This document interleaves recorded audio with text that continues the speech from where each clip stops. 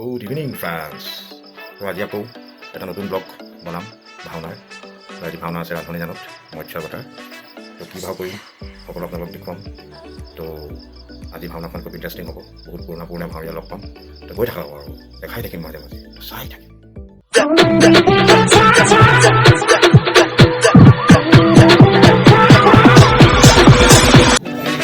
তো আজি হৰদত্তৰ পানী লগা জ্বৰ সেয়া ফাৰ্মাচীত আহি পেলাই দৰৱ খাই লৈছে। উপায় নাই, হৰদত্ত গাব আজি, কিন্তু দেহা তাৰ অৱস্থা একদম বেয়া।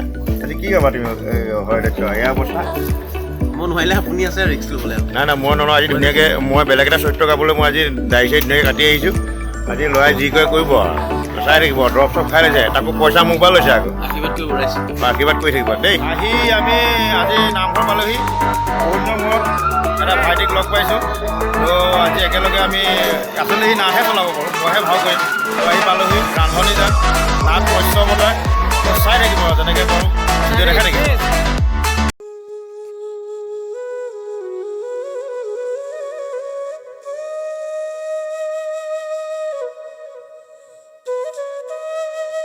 আহি এতিয়া চুৰঘৰ পালোহি। তো খুব ভাল লাগিছে, আৰু বিশেষকৈ ভাল লাগিছে মোৰ খুব মৰমৰ ভাইটি সোণমণি। ই ভাওনা কৰিলে, কিন্তু সৌভাগ্য হোৱা নাই আজিলৈকে তাৰ ড্ৰেছ পিন্ধিবলৈ। তথাপিও আজিও মোৰ দুৰ্ভাগ্য। আজি যিটো ভাও মই ৰূপায়ণ কৰিছোঁ সেইটো ভাৱত আচলতে তাৰ পোচাক পিন্ধিবলৈ নাপাওঁ। অসমৰ প্ৰত্যেকজন ভাৱৰীয়াই চিনিয়ে পায় সোণমণিক। তথাপিও এবাৰ মোৰ ব্লগত উলিয়াই দিছোঁ ল'ৰাটোক, সেইটো সোণমণি চবেই চিনি পায়। তো আজি ইয়াৰ পোচাকযোৰ পিন্ধিম। তথাপিও মানে মনটো ভাল লগা নাই আচলতে। হাতত লৈ আছে এভাগ খুব সুন্দৰ বনাই আনিছে। তো কেনেকুৱা হৈছে আপোনালোকে জনাব। মুকুট এইটো কিহৰ মুকুট? মই ইয়াৰ বিষ্ণু মুকুট খুব সুন্দৰ দূৰৰ পৰা দেখাইছোঁ। তো বনাই আনিছে, তো আপোনালোকে কমেণ্ট কৰি জনাব। আৰু মই ভিডিঅ'টো দিমেই, আপোনালোকে ড্ৰেছবিলাক দেখিবই পিন্ধাৰ পাছত। তো চাই থাকিব আৰু আশীৰ্বাদ কৰিব ল'ৰাটো। বিষ্ণুপ্ৰিয়া পাহৰি গ'লোঁ। তো চবেই চিনিয়ে পায়, আৰু কাৰোবাক লাগিলে যোগাযোগ কৰিব। খুব ভাল ল'ৰা, আৰু নতুনকৈ উঠি আহিছে। খুব সুন্দৰ ড্ৰেছ মানে আমাক ভাওৰীয়াখিনিক উপহাৰ দি আছে। তো চাই থাকিব, দেখাই থাকিব। গৃহস্থৰ ঘৰত আহি জলপান খাবলৈ লৈছোঁ। গৃহস্থৰ ঘৰত আহি খুব ধুনীয়া দৈ দেখুৱাই আনিছোঁ। ধুনীয়া দৈ আৰু সেয়া খাই আছোঁ। তো চাই থাকিব, দেখাই থাকিম আৰু। এয়া মেকআপটো হৈ গ'ল, মেকআপটো কৰিলোঁ। কেনেকুৱা হৈছে মেকআপটো জনাব, বৰ মেকআপ। তো আজিও আমাৰ এইজনে আজি চাউণ্ড দিব। তো এখেতৰ চাউণ্ডত কৰা আমেজটো বেলেগ। তো চাই থাকিব। আৰু এজন টেবলেট খাই অহা, চৰ্দি পানী লগা, এই যে টেবলেট খাই আহিছে আজি হৰদত্ত কৰিব। চেহেৰা চাওক, মলচন মাৰি আছে। তো যি হয় দেখা যাব, চাই থাকিব। ভাও কৰিলোঁ মোৰ খুব শ্ৰদ্ধাৰ ককাইদেউ, আৰু তেওঁলোকৰ পৰা যথেষ্টখিনি শিকিছোঁ। আজি বহুত দিনৰ মূৰত মানে খবৰ পাই আমাৰ ভাওনা চাবলৈ আহিলে। তো সকলোৱে চিনিয়ে পায় ভাওনা জগতৰ এজন খুব সুদক্ষ অভিনেতা, আৰু তেখেতলোকৰ পৰাই অলপ শিকিছোঁ যিমান পাৰোঁ, যেনেকৈ পাৰোঁ। তো দেখুৱাইছোঁ, দেখুৱালে সকলোৱে চিনিয়ে পাব। তো এইজন খুব মৰমৰ ককাইদেউ মোৰ। নমস্কাৰ দেই। আৰু আজি ভাওনা চাবলৈ আহিলে কেনেকুৱা লাগিছে? ভাওনাখন চাবলৈ আহিলোঁ, সপোনৰ ষ্টেটাছত পাই পেলানি ভাল লাগিলে। ওচৰতে বোলো ল'ৰাটোক বহুত দিন দেখা নাই, দেখা পাবলৈ আহিলোঁ। গতিকে ভাওনাখন লৈ শিৱপুৰত কৰিছে। আগতে সেইদিনাখন ককিব কৰিলে, চাব যাব নোৱাৰিলোঁ। সেইদিনা ভুজংগও কৰিলে, ভুজংগও চাব নাপালোঁ। গতিকে আজি বোলো ওচৰতে লগ পাই অকণমান দেখা এটা দিবলৈ আহিলোঁ আৰু। তো ভাল লাগিলে আহিলে, আৰু এনেকেই মানে গোটেই চিনাকি মানুহখিনি একে লগ পালে ভাল লাগে। তো চাই থাকিব। আৰু এজন মোৰ খুব ভাইটি মৰমৰ আছে। আমি একেলগে গ্ৰাহক গজেন্দ্ৰত একেলগে কৰিছিলোঁ, কিন্তু বহুত দিন আচলতে আমাৰ দুৰ্ভাগ্য নেকি একেলগে কৰিবলৈ সুবিধা পোৱা নাই। তো আহিছে আজি একেলগে মানে ভাওনা চাবলৈ আহিছে। তো চিনাকি কৰিছোঁ, এখেতেও খুব এজন সুদক্ষ ভাওৰীয়া, সকলোৱে চিনিয়ে পায়। তো এইজন দিব্য, খুব মৰম লগা ভাইটি, ঘৰৰ ওচৰতে। তো চাবলৈ আহিলে। তো অনুভৱ কেনেকুৱা? মজা, ভাল লাগিছে। বহুত নম্বৰ লগ পাইছোঁ। বহুত দিন হ'ল বাৰু লগ নোপোৱা। গতিকে আজি আহিছোঁ আপোনাৰ ষ্টেটাছটো পাই। গতিকে আশীৰ্বাদ দিব আজি সপোনদাক, ভালকৈ যাতে ভাওটো প্ৰদৰ্শন কৰিব পাৰে। চাই থাকিব। হৰদত্ত গাবলৈ আহিছে। চেহেৰা চাওক এজনৰ, টোপনি আছে, অৱস্থা নাই। তাৰমানে কি হ'ব এজনৰ ঠিক নাই। আজি হৰদত্ত গাবলৈ আহিছে। এজনৰ কোৱালিটিয়ে পালে বোলে। তো চাওক, এইজনে প্ৰথমে ভিগুমুনি গাইছিলে, তাৰপিছতে এতিয়া ৰাইজে মানে হৰদত্ত দিলত মানে নাজানো কি হ'ল, এটা বেলেগ ধৰণৰ এটিটিউডত থাকে। তো আপোনালোকে চাওকচোন, কমেণ্ট কৰিব। এইজন বাৰু হৰদত্ত গাব পৰা মানুহ নে? মোৰ এটা খুব ভাল খবৰ। আজি য'ত ভাড়া কৰিব আহিছোঁ ৰান্ধনি যান, তাত এটা ভাইটি মোক দেখি চিনি পাইছে, কৈছে ছাবস্ক্ৰাইবাৰ হয়। তো চিনাকি কৰি দিছোঁ। এজন তোমাৰ নামটো? জিন্তু বৰা। এখেতে মোৰ ভিডিঅ' চাই থাকে, ভাল লাগিছে এনেকৈ চিনাকি ওলালত। তো আপোনালোকে যদি ৰাস্তাই ঘাটে ক'ৰবাত দেখে চিনাকি মাতিব আৰু ভাল নালাগে। আপোনালোকে দেখিছে যে ভাওনাত আমি মেকআপ কৰিছোঁ, কিন্তু আপুনি এইজনলৈ চাওক, আমাৰ পবিত্ৰ বায়ন, তেখেতে তেওঁ দুহাৰ চলাব, কিন্তু মেকআপ তেখেতে কৰিছে। আচলতে ধুনীয়া হয়তো তুমিও বিচাৰা, অকণমান ধুনীয়াকৈ ওলালে তুমি বিচাৰা, প্ৰত্যেকজনে বিচাৰে। কিন্তু মই বিচাৰোঁ, হ'লেও মোৰ অহংকাৰ নাই। নাই, অহংকাৰ নাই বুলি তোমাৰ চেহেৰাত ফুটি ওলাইছে বস্তুটো। ধন্যবাদ। কিন্তু এনেকৈ অনাগত দিনত তুমি খুব ধুনীয়াকৈ সুন্দৰ সুন্দৰ মেকআপ কৰি পেলাই আগবাঢ়ি যোৱা, আমি তাকে কামনা কৰিছোঁ। ধন্যবাদ। আৰু আজি ভাওনাখন কৰি কেনেকুৱা পাবা তুমি? আৰু মানে ভাল লাগিব, হা এক্সপ্ৰেছনেই কৈছোঁ আপুনি। হা ভাল লাগিব।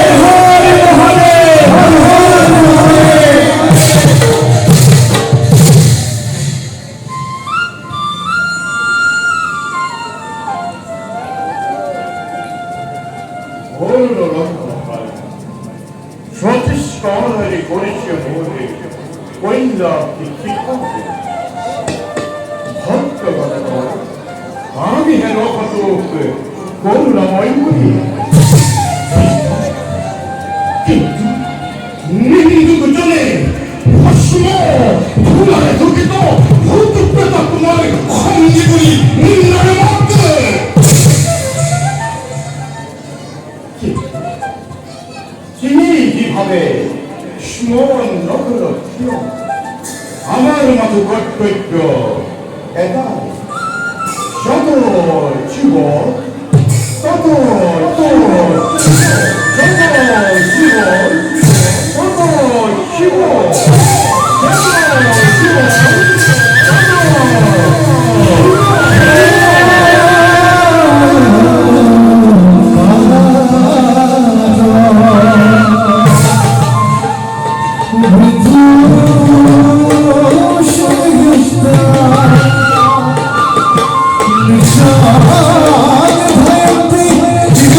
Shine,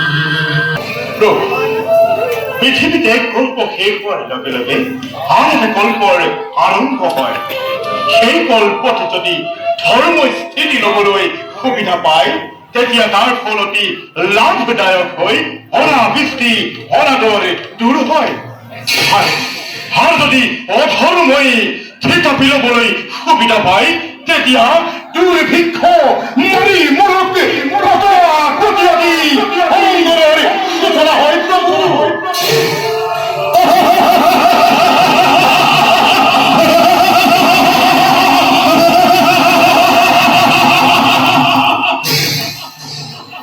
নোহোৱা হৈছে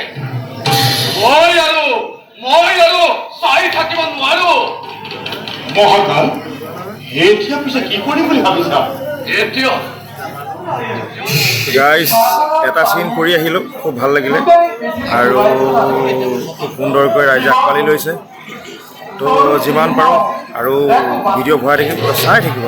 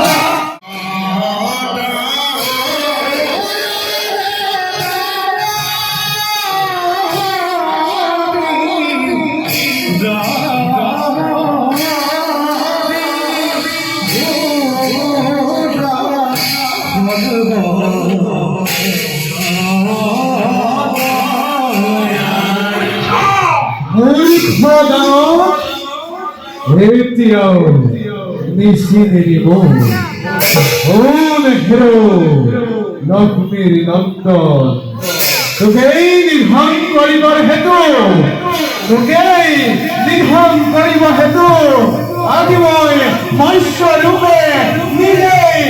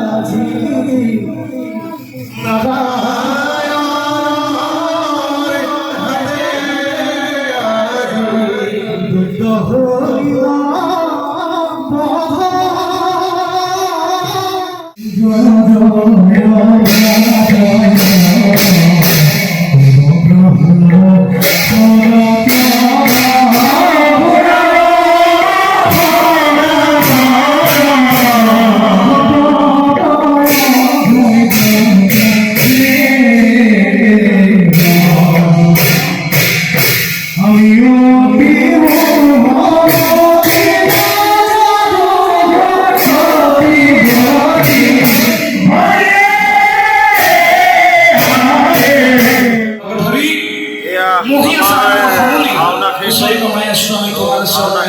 মেকআপ চাই ভাওনা পৰা শেষ কৰিলোঁ তো যিমান পাৰোঁ সোনকালে চাই থাকিব আৰু অনুভৱ কিন্তু মানে প্ৰথম তো এইবাৰ তোমাৰ দ্বিতীয়তম হয় তো অনুভৱ কেনেকুৱা তোমাৰ ভালেই হ'ল কিন্তু প্ৰথম চিটত মানে অকণ চাউণ্ড মোৰ কাৰণে হৈ গ'ল অঁ একো নাই অনাগত দিনত আৰু ভাল হ'ব আমি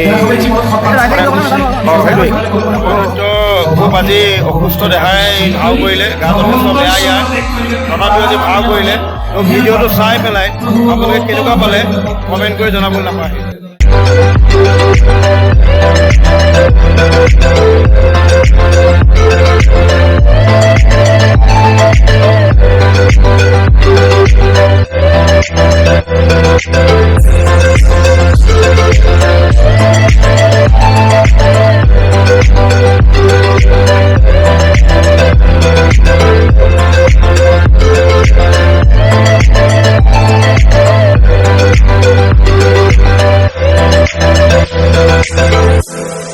গুড মৰ্ণিং তো আজি ভাওনা শেষ কৰি পেলাই দেখিছে একদম ৰাতিপুৱাই গ'ল একদম মানে এতিয়া ৰাতিপুৱা এতিয়া খুব সুন্দৰ পৰিৱেশৰ মাজে মাজে আমি গৈ আছোঁ তো ভাৱৰীয়াৰ এইটোৱে জীৱন আৰু মানে ভাওনা কৰি এনেকৈ ৰাতিপুৱা অহা আমেজটোৱেই বেলেগ তো কথা এটা কওঁ বেলেগ মানুহে মানে ভাৱৰীয়াৰ বাহিৰে বাকী যিখিনি মানুহ সেইখিনিয়ে পাত্ৰ ভ্ৰমণ কৰে হয় নাই মানে মৰ্ণিং ৱাক কৰে আৰু আমি এনেকুৱা মানুহ মানে ভাৱৰীয়া মানুহখিনি এনেকুৱা যে পাত্ৰ ভোজন কৰোঁ অঁ